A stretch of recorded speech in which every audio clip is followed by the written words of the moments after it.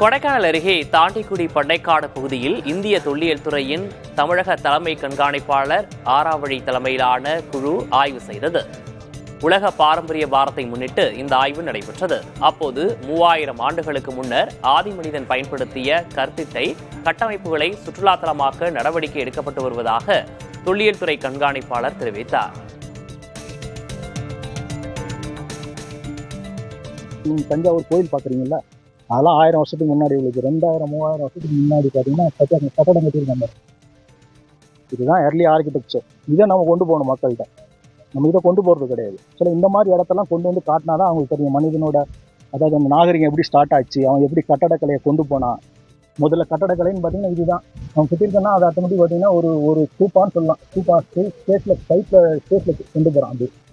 இது கொண்டு போய் அது பண்ணிடுறான். அந்த மாதிரிலாம் நீங்கள் இதெல்லாம் காட்டணும். இது முக்கியமான, ரொம்ப முக்கியமான ஆர்கிடெக்சர், ஏர்லியஸ்ட் ஆர்கிடெக்சர்.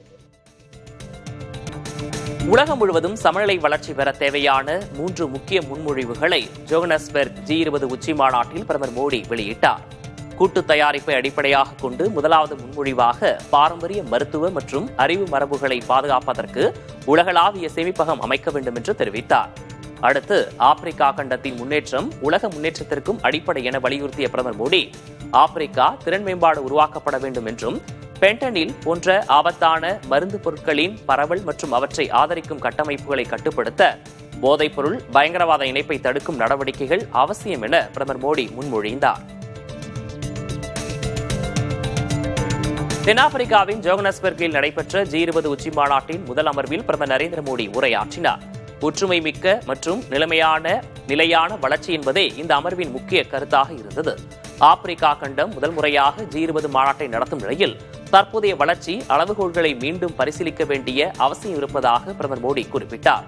அனைத்து நாடுகளுக்கும் சமமான பயனளிக்கும் வளர்ச்சி முறைமை தேவைப்படுவதாகவும், இந்திய நாகரிக மதிப்புகள் குறிப்பாக அனைவரையும் உள்ளடக்கிய மனிதம் உலகளாவிய வளர்ச்சிக்கான வழிகாட்டியாக முடியும் என்றும் பிரதமர் மோடி தெரிவித்தார்.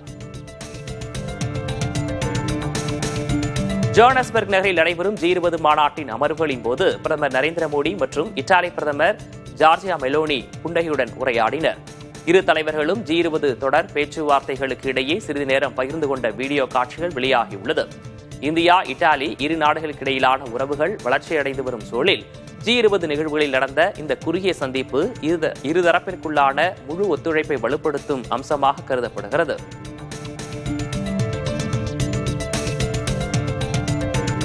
தொழிலாளர் சட்டங்களை சீர்திருத்துவது எப்படி என காங்கிரஸ் அரசாங்கங்களிடமிருந்து பிரதமர் மோடி கற்றுக்கொள்ள வேண்டும் என காங்கிரஸ் செய்தி தொடர்பு பொதுச் செயலர் ஜெய்ராம் ரமேஷ் கூறியுள்ளார்.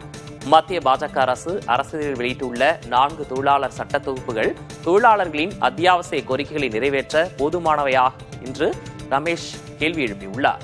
ராஜஸ்தானிலும் கர்நாடகாவிலும் காங்கிரஸ் ஆட்சியில் GIG தொழிலாளர்களுக்கான சட்டங்கள் நிறைவேற்றப்பட்டதை நினைவு கூர்ந்த ஜெய்ராம் ரமேஷ், மோடி அரசு அவற்றிடமிருந்து கற்றுக்கொள்ள வேண்டும் என கூறியுள்ளார். வாக்காளர் பட்டியல் சிறப்பு தீவிர திருத்தம் குறிப்பிட்ட ஒரு கட்சியை திருப்திப்படுத்துவதற்காக செய்யப்படுகிறது என்று திரிணாமுல் காங்கிரஸ் கட்சி குற்றம் சாட்டியுள்ளது. மேலும் சிறப்பு தீவிர திருத்தத்தின் போது மேற்கு வங்கத்தில் வாக்குச்சாவடி நிலை அலுவலர்கள், பொதுமக்கள் உள்ளிட்ட 34 பேர் மரணமடைந்திருக்கிறார்கள் என்று அக்கட்சி குற்றம் சாட்டியுள்ளது. வழக்கமாக சிறப்பு தீவிர திருத்தத்துக்கு 2 ஆண்டுகள் ஆகும் என்றும் அதனை 2 மாதங்களாக சுருக்கிவிட்டார்கள் என்றும் ஒவ்வொரு வாக்குச்சாவடியிலும் 200 வாக்குகள் வரை நீக்கப்படுகின்றன என்றும் திரிணாமுல் காங்கிரஸ் கட்சி கூறியுள்ளது. பீகாரில் சட்டமன்ற சபாநாயகர் பதவியை கைப்பற்றுவதில் ஐக்கிய ஜனதாதளம், பாரதிய ஜனதா இரு கட்சிகளுமே முனைப்பாக உள்ளன. சட்ட மேலவை தலைமை பதவி பாஜகவிடம் உள்ள நிலையில் சட்டமன்ற தலைமை பதவி தங்களுக்கே வேண்டும் என ஐக்கிய ஜனதாதளம் வலியுறுத்தி வருகிறது. முந்தைய சட்டமன்றத்தில் பாஜகவின் நர்தீஷோர் யாதவ் சபாநாயகராகவும் ஐக்கிய ஜனதாதளத்தின் நரேந்திர நாராயண் யாதவ் துணை சபாநாயகராகவும் பணியாற்றினர். முன்னதாக தங்களிடமிருந்த நிதித்துறையை ஐக்கிய ஜனதாதளத்திற்கு தந்துவிட்டு அவர்களிடமிருந்த உள்துறையை பாஜக பெற்றுக்கொண்டது குறிப்பிடத்தக்கது. மத்திய அமைச்சரும் லோக் ஜனசக்தி கட்சியின் தலைவருமான சிராக் பாஸ்வான் தனக்கு துணை முதல்வர் பதவி ஆசை இல்லை என்று கூறியுள்ளார். பீகாரில் தேசிய ஜனநாயக கூட்டணியில் அங்கம் வகிக்கும் சிராக் பாஸ்வான் தனக்கு துணை முதல்வர் பதவி வேண்டும் என்று வலியுறுத்தியதாக கூறப்பட்டது. இது குறித்த கேள்விக்கு பதிலளித்த சிராக், எனக்கு பேராசை இல்லை, எனக்கு கிடைத்ததை வைத்து நான் மகிழ்ச்சியாக இருக்கிறேன் என்று கூறியுள்ளார்.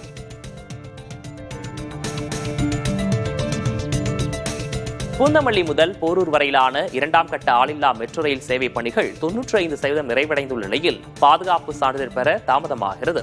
சோதனை ஓட்டங்கள் முடிந்து 2.5 மாதங்கள் ஆகியும் இந்திய ரயில்வே ஆராய்ச்சி வடிவமைப்பு மற்றும் தர நிர்ணய அமைப்பு சான்றிதழ் வழங்காமல் தாமதித்து வருகிறது. இந்நிலையில் அனைத்து பணிகளும் முடிந்து டிசம்பர் தொடக்கத்தில் மெட்ரோ ரயில்வே பாதுகாப்பு ஆணையம் இறுதி சோதனை நடத்த திட்டமிட்டுள்ளது.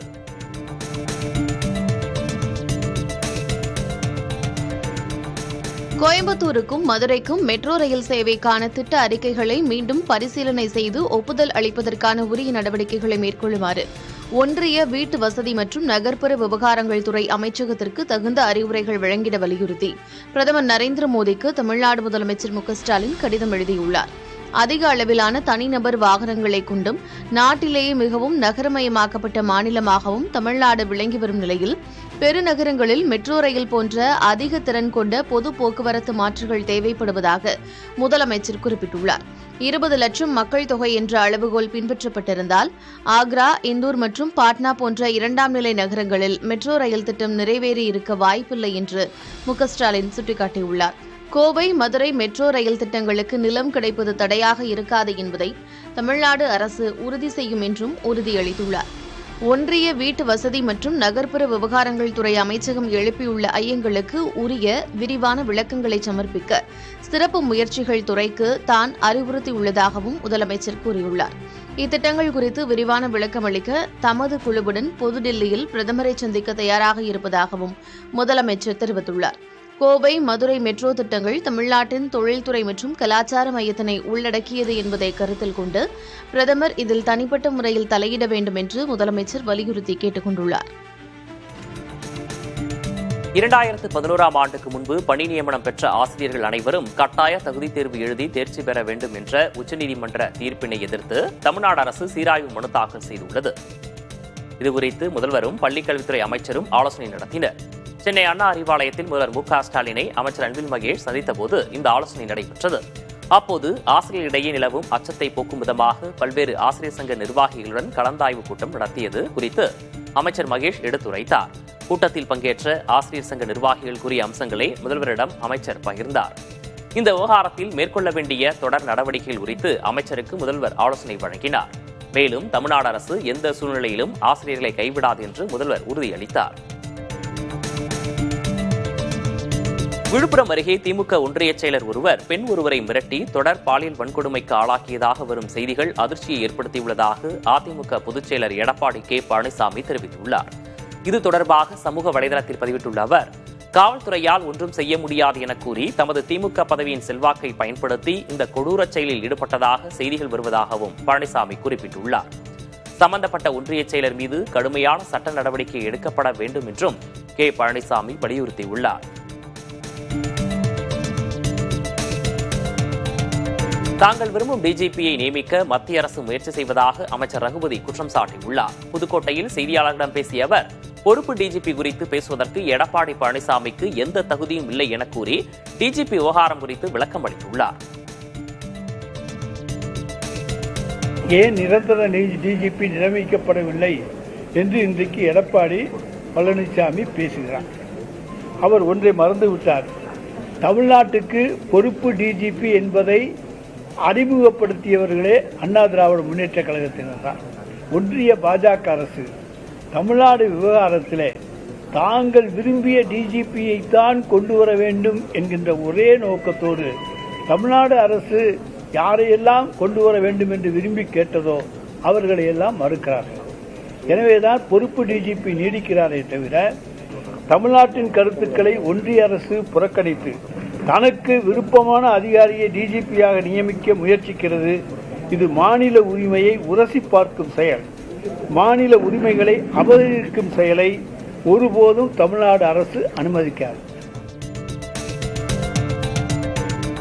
எஸ்ஐஆர் பணி நடைபெற்று வரும் நிலையில் தமிழகத்தில் ஒவ்வொரு தொகுதியிலும் 20,000 வாக்குகள் வரை குறைய வாய்ப்புள்ளதாக பாஜக மாநில தலைவர் நயினார் நாகேந்திரன் தெரிவித்துள்ளார். திருச்சி பாஜக அலுவலகத்தில் எஸ்ஐஆர் விளக்க கூட்டத்தில் அவர் பேசியதை காண்போம்.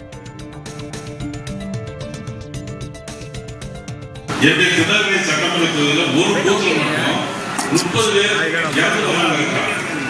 அப்புறம் ஒரு 40 பேர் வெளியூர் போயிட்டாங்க.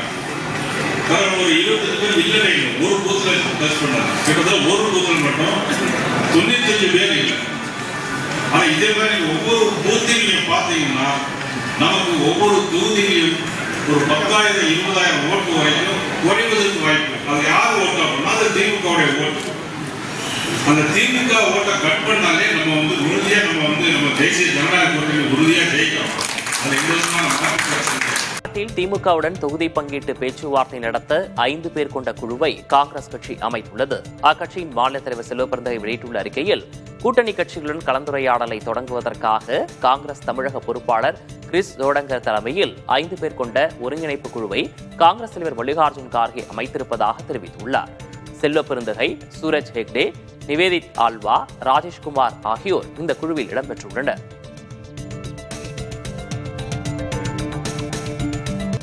தெற்கு அந்தமான் கடல் பகுதியில் குறைந்த காற்றழுத்த தாழ்வு பகுதி உருவாகியுள்ளதாக வானிலை ஆய்வு மையம் தெரிவித்துள்ளது. இந்த காற்றழுத்த தாழ்வு பகுதி மேற்கு வடமேற்கு திசையில் நகர்ந்து திங்கட்கிழமையன்று வங்காள விரிகுடாவில் காற்றழுத்த தாழ்வு மண்டலமாக தீவிரமடைய வாய்ப்புள்ளதாக வானிலை ஆய்வு மையம் தெரிவித்துள்ளது. தொடர்ந்து அடுத்த 48 மணி நேரத்தில் தென்மேற்கு வங்காள விரிகுடாவில் மேலும் தீவிரமடைய வாய்ப்புள்ளதாக தெரிவிக்கப்பட்டுள்ளது. இதனால் தென்மேற்கு வங்கக்கடல் நவம்பர் 27, 28 கொந்தளிப்பாக காணப்படும் என வானிலை ஆய்வு மையம் தெரிவித்துள்ளது.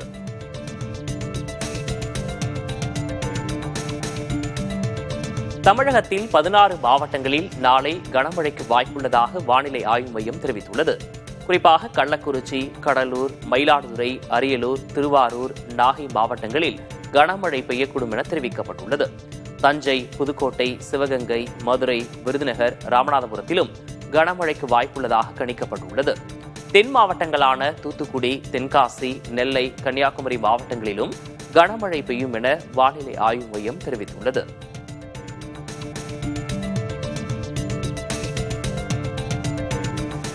நெல்லை மாவட்டம் அம்பாசமுத்திரம் அருகே உள்ள மேற்கு தொடர்ச்சி மலைப்பகுதிகளில் பெய்து வரும் கனமழையால் மணிமுத்தாறு அருவியில் நீர்வரத்து அதிகரித்துள்ளது. சுற்றுலா பயணிகளின் பாதுகாப்பை கருத்தில் கொண்டு அருவியில் குளிப்பதற்கு வனத்துறையினர் தடை விதித்துள்ளனர். அருவிக்கு அருகில் செல்வது ஆபத்து என்பதால் தொலைவிலிருந்து அருவியை பார்வையிட மட்டும் சுற்றுலா பயணிகளுக்கு அனுமதி வழங்கப்பட்டுள்ளது. 4வது நாளாக அருவியில் குளிக்க தடை விதிக்கப்பட்டுள்ளதால் சுற்றுலா பயணிகள் ஏமாற்றத்துடன் திரும்பிச் செல்கின்றனர்.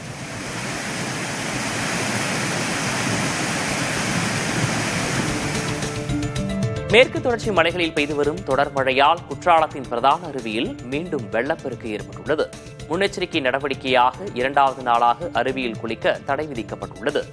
வெள்ளப்பெருக்கின் காட்சியை பார்த்தவாறு ஐயப்ப பக்தர்களும் சுற்றுலா பயணிகளும் ஏமாற்றத்துடன் திரும்பிச் செல்கின்றனர்.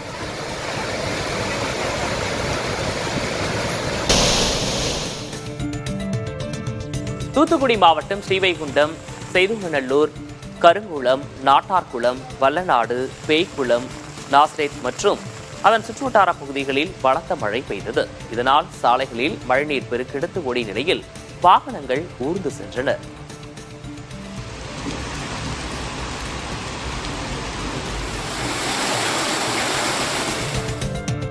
கள்ளக்குறிச்சி மாவட்டத்தில் திருக்கோவிலூர், சந்தப்பேட்டை, அரும்பாக்கம் உள்ளிட்ட பகுதிகளில் பரவலாக கனமழை பெய்தது. இதனால் சாலைகளில் மழைநீர் பெருக்கெடுத்து ஓடியது. கடந்த 3 நாட்களாக மழை விட்டுவிட்டு பொழிவதால் குளிர்ச்சியான சூழல் நிலவி வருகிறது.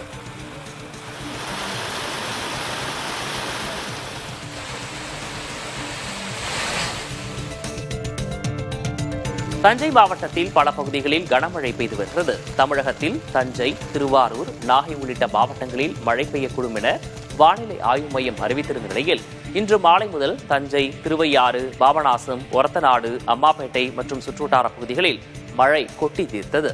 சம்பா மற்றும் தாளடி சாகுபடி பணிகளில் ஈடுபட்டுள்ள விவசாயிகள் மழையால் மகிழ்ச்சி அடைந்துள்ளனர்.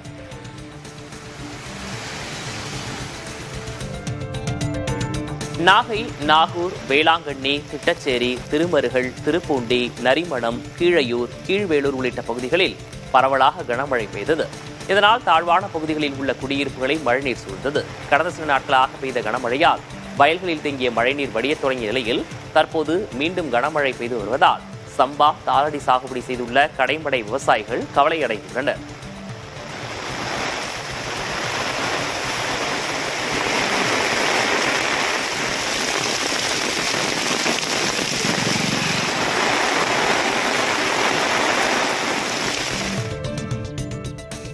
எதிர்க்கட்சிகள் தவறான முறையில் நெல் அரசியல் செய்வதாக அமைச்சர் MRK பன்னீர்செல்வம் தெரிவித்துள்ளார். சென்னை தலைமைச் செயலகத்தில் செய்தியாளர்களை சந்தித்த அவர், பாஜக முன்னாள் மாநில தலைவர் அண்ணாமலை விவசாயம் பற்றி எதுவும் தெரியாமல் அறிக்கை விட்டுக் கொண்டிருப்பதாக விமர்சித்தார்.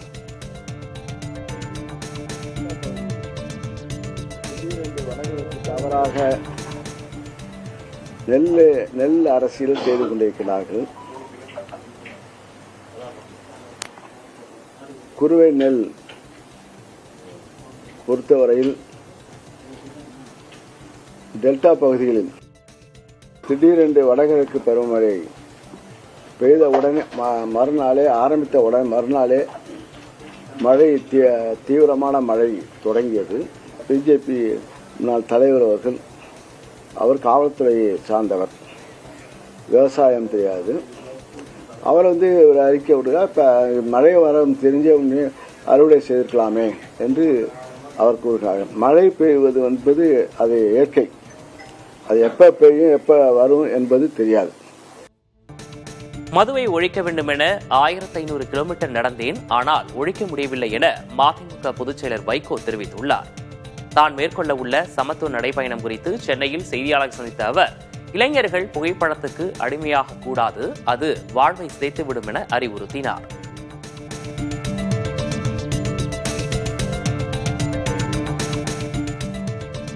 மதுவிலக்கு கோரி வைகோ நடைபயணம் நடத்துவதை தவறான நோக்கத்துடன் பார்க்கவில்லை என்று தமிழக மதுவிலக்குத்துறை அமைச்சர் மா. முத்துசாமி கூறியுள்ளார்.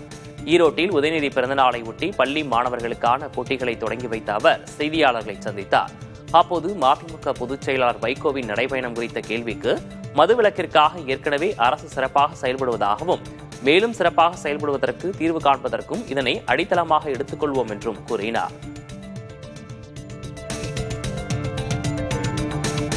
தமிழகத்தில் போதைப் பொருட்களின் விற்பனை அதிகரித்ததால் பெண்களுக்கு எதிரான குற்றங்களும் அதிகரித்துள்ளதாக தேமுதிக பொதுச் செயலர் பிரேமலதா விஜயகாந்த் தெரிவித்துள்ளார்.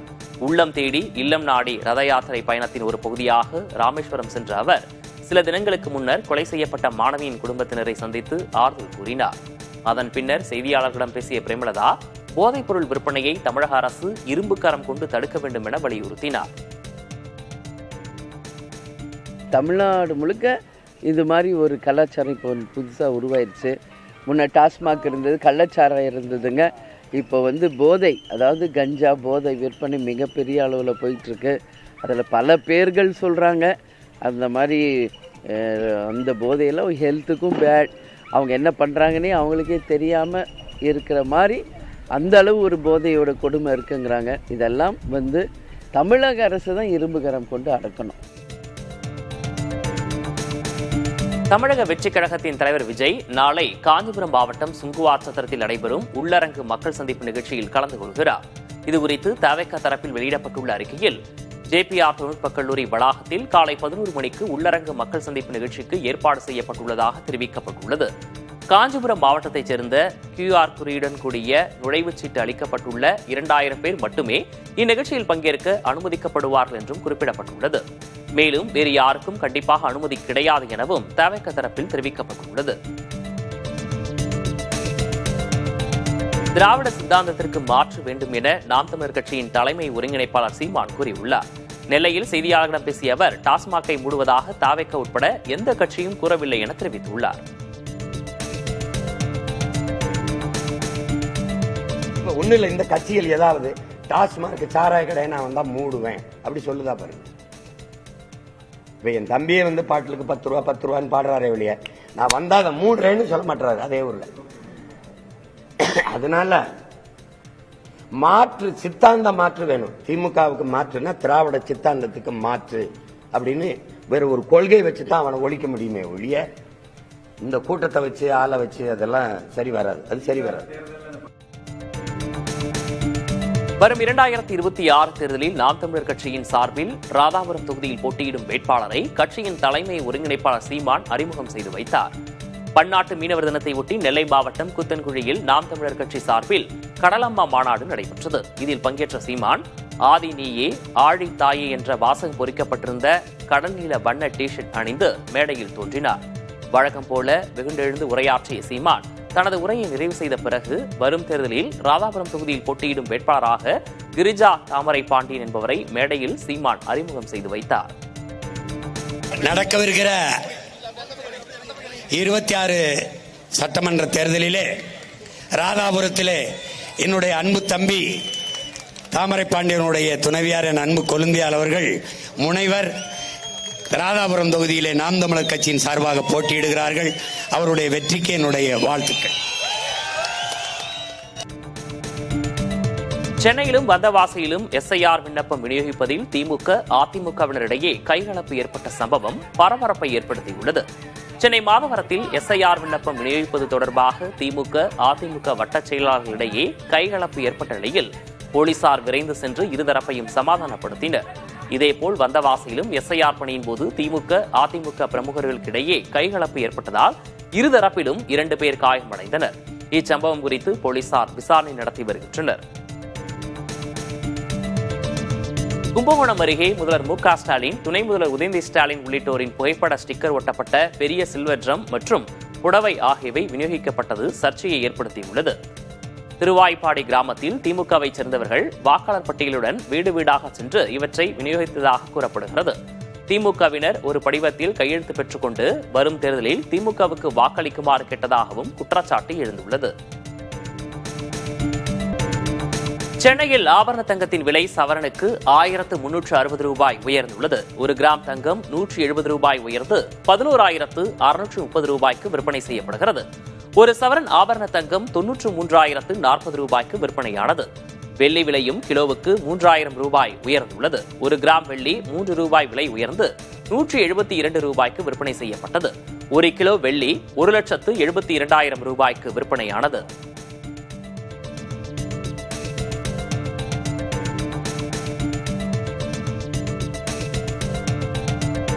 தங்கம் கடந்த வாரத்தில் மிகச்சிறிய ஏற்ற இறக்க நிலையிலேயே இருந்தது. கடந்த 15ஆம் தேதி சவரனுக்கு 92,400 ரூபாயாக இருந்த தங்கம் 22ஆம் தேதி நிலவரப்படி 93,040 ரூபாயாக உயர்ந்து விற்பனை செய்யப்படுகிறது. மொத்தமாக முந்தைய வாரத்துடன் ஒப்பிடுகையில் இந்த வாரம் தங்கம் 640 ரூபாய் ஏற்றம் கண்டது. வெள்ளி விலையும் ஏற்ற இறக்க நிலையிலேயே இருந்தது. கடந்த 15ஆம் தேதி 1 கிலோ வெள்ளி 1,75,000 இருந்த நிலையில் 22ஆம் தேதி நிலவரப்படி 1,72,000 விற்பனை செய்யப்படுகிறது. மொத்தமாக முந்தைய வாரத்துடன் ஒப்பிடுகையில் வெள்ளி கிலோவுக்கு 3,000 ரூபாய் உயர்ந்துள்ளது. சபரிமலையில் பக்தர்களின் பாதுகாப்பிற்காகவும் அவசரகால உதவிக்காகவும் 140 பேர் கொண்ட விரைவு அதிரடி படையினர் பணியில் ஈடுபடுத்தப்பட்டுள்ளனர். கோவை முகாமிலிருந்து மத்திய ரிசர்வ் போலீஸ் படையின் 140 பேர் கொண்ட விரைவு அதிரடி படை குழுவினர் துணை தளபதி விஜுராம் தலைமையில் சபரிமலையில் பாதுகாப்பு பணியில் ஈடுபட்டுள்ளனர். இவர்கள் சன்னிதானம் உள்ளிட்ட பகுதியில் ஒரு ஷிப்டில் 32 பேர் வீதம் 3 ஷிப்டுகளிலும் பணியில் ஈடுபடுவர். அவசர நிலைகளை சமாளிக்க 10 பேர் கொண்ட விரைவு படை மண்டல மகரவிளக்கு சீசன் முடியும் வரை 24 மணி நேரமும் பணியில் இருக்கும். பாதுகாப்பு மற்றும் கூட்டத்தை கட்டுப்படுத்த காவல்துறையுடன் இணைந்து செயல்படுவார் என்றும் துணை தளபதி விஜுராம் தெரிவித்தார். சபரிமலை மண்டல மகரவிளக்கு பூஜைக்காக கடந்த 16ஆம் தேதி நடை திறக்கப்பட்டது. ஆஸ்திரேலியா இங்கிலாந்து இடையிலான ஆஷஸ் முதல் டெஸ்ட் போட்டி 2 நாளில் முடிவுக்கு வந்தது. நேற்று தொடங்கிய இந்த போட்டியில் முதலில் பேட்டிங் செய்த இங்கிலாந்து அணி 172 ரன்கள் எடுத்தது. இதனைத் தொடர்ந்து முதல் இன்னிங்ஸை தொடங்கிய ஆஸ்திரேலிய அணி முதல் நாள் முடிவில் 123 ரன்களுக்கு 9 விக்கெட்டுகளை இழந்திருந்த நிலையில் 2ஆம் நாளில் 132 ரன்கள் எடுத்து ஆல் அவுட் ஆனது. தொடர்ந்து 2வது இன்னிங்ஸை தொடங்கிய இங்கிலாந்து அணி 164 ரன்களுக்கு ஆட்டமிழந்தது. 205 ரன்கள் என்ற இலக்குடன் களமிறங்கிய ஆஸ்திரேலிய அணி 2 விக்கெட்டுகளை மட்டும் இழந்த நிலையில் வெற்றி இலக்கை எட்டியது. அதிரடியாக விளையாடிய டிராவிஸ் ஹெட் 83 பந்துகளுக்கு 123 ரன்கள் எடுத்து அசத்தினார். உத்தரப்பிரதேச மாநிலத்திற்குள் சட்டவிரோதமாக நுழைந்த வெளிநாட்டவர்களை கண்டறிந்து வெளியேற்ற அனைத்து மாவட்ட ஆட்சியர்களுக்கும் முதல்வர் யோகி ஆதித்யநாத் உத்தரவிட்டுள்ளார். சட்டவிரோத குடியேறிகளை அவரவர் நாட்டுக்கு திருப்பி அனுப்பும் வரை தடுப்பு காவல் மையங்களை மாநிலமெங்கும் அமைக்கவும் முதல்வர் உத்தரவிட்டுள்ளார். சட்டம் ஒழுங்கு, சமூக நல்லிணக்கம், தேச பாதுகாப்பு ஆகியவற்றை கருத்தில் கொண்டு இந்நடவடிக்கை எடுக்கப்படுவதாக யோகி ஆதித்யநாத் கூறியுள்ளார்.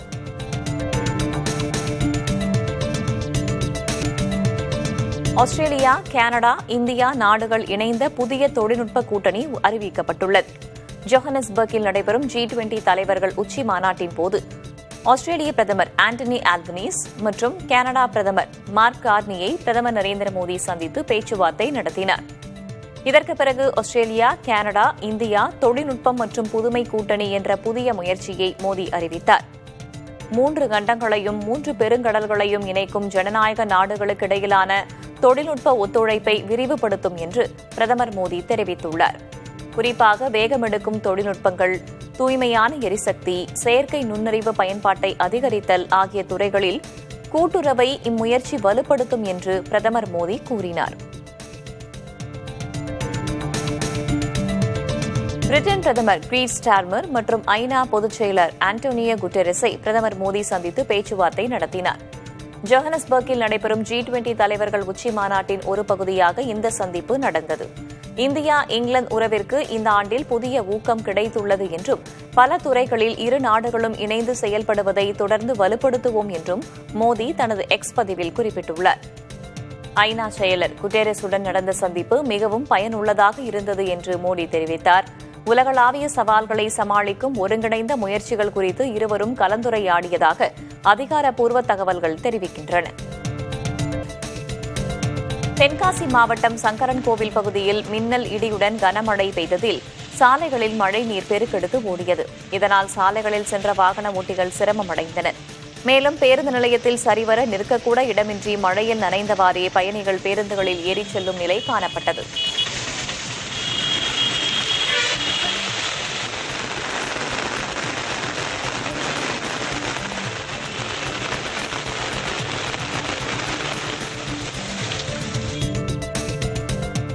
திருநெல்வேலி மாவட்டம் அகஸ்தியர்பட்டி சுற்றுவட்டார பகுதிகளில் தொடர் மழை காரணமாக வீடுகளுக்குள் மழைநீர் புகுந்தது. அம்பாசமுத்திரத்தை அடுத்த Agasthiyarpatti, Vinayagar colony, PCT colony உள்ளிட்ட இடங்களில் ஏராளமான வீடுகளில் மழைநீர் புகுந்திருப்பதுடன் குடியிருப்புகளையும் சூழ்ந்துள்ளதால் பொதுமக்கள் கடும் அவதியடைந்துள்ளனர். பல ஆண்டுகளாக இதே பிரச்சினை நீடித்து வருவதாக கூறும் அப்பகுதி மக்கள் முறையான சாலைகளை அமைப்பதுடன் மழைக்காலங்களில் கழிவுநீர் செல்வதற்கு ஏதுவாக கால்வாய்களை அமைத்து தரவும் கோரிக்கை விடுத்துள்ளனர். தூத்துக்குடி மாவட்டம் சாத்தான்குளத்தில் பெய்த பலத்த மழையால் மெயின் பஜார் உள்ளிட்ட பகுதி சாலைகளில் மழைநீர் ஆறு போல பெருக்கெடுத்து ஓடியது. இதனால் சாலைகளில் வாகனங்கள் மெதுவாக சென்றன. பல்வேறு இடங்களில் குடியிருப்புகளை மழைநீர் சூழ்ந்ததால் பொதுமக்கள் மிகவும் சிரமம் அடைந்தனர்.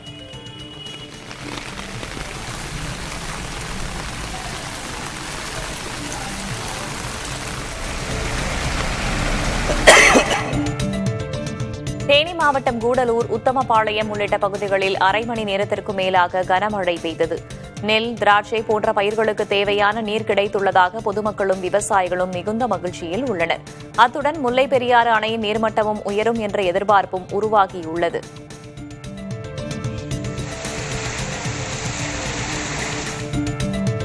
தருமபுரி மாவட்டத்தில் தருமபுரி, நல்லம்பள்ளி, பொம்மிடி, கடத்தூர், பாப்பிரெட்டிப்பட்டி, அரூர், பாலக்கோடு, பென்னாகரம், ஒகேனக்கல் உள்ளிட்ட பகுதிகளில் பலத்த மழை பெய்தது. வானம் மேகமூட்டத்துடன் மழை பெய்த நிலையில் வெளிச்சம் குறைவாக இருந்ததால் வாகனங்கள் முகப்பு விளக்குகளை எரியவிட்டவாறு சாலைகளில் சென்றன.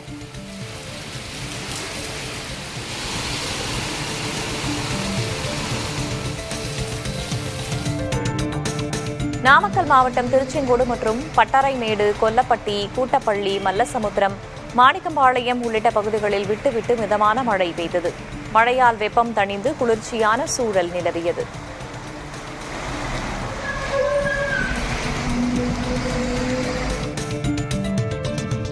திருவாரூர் மாவட்டம் மன்னார்குடி மற்றும் அதனை சுற்றியுள்ள பகுதிகளில் பலத்த மழை பெய்தது. இதனால் பொதுமக்களின் இயல்பு வாழ்க்கை சற்றே பாதிக்கப்பட்டது. இதே நிலை நீடித்தால் சம்பா மற்றும் தாளடி நெல் வயல்களில் மழைநீர் தேங்கி பாதிப்பு ஏற்படுமோ என்று விவசாயிகள் அச்சத்தில் உள்ளனர்.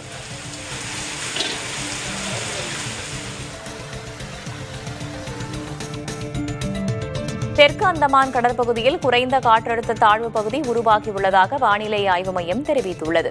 இந்த காற்றழுத்த தாழ்வு பகுதி மேற்கு வடமேற்கு திசையில் நகர்ந்து திங்கட்கிழமையன்று வங்காள விரிகுடாவில் காற்றழுத்த தாழ்வு மண்டலமாக தீவிரமடைய வாய்ப்புள்ளதாக வானிலை ஆய்வு மையம் தெரிவித்துள்ளது. தொடர்ந்து அடுத்த 48 மணி நேரத்தில் தென்மேற்கு வங்காள விரிகுடாவில் மேலும் தீவிரமடைய வாய்ப்புள்ளதாக தெரிவிக்கப்பட்டுள்ளது. இதனால் தென்மேற்கு வங்கக்கடல் நவம்பர் 27, 28 ஆகிய நாட்களில் கொந்தளிப்பாக காணப்படும் என்று வானிலை ஆய்வு மையம் தெரிவித்துள்ளது.